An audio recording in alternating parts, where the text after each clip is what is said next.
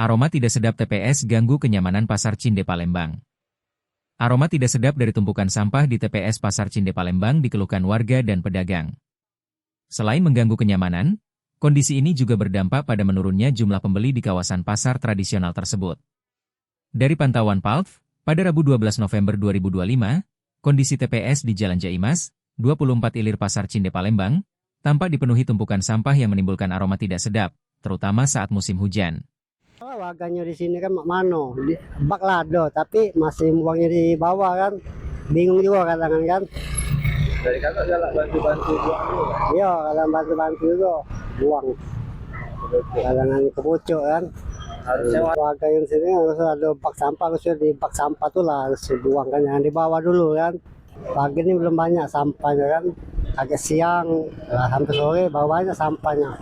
Bau tiap hari.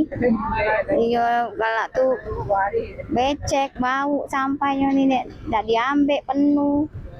Bau apa bau yang macam-macam. Bau ikan busuk, bau telur busuk, sehingga perut mual-mual.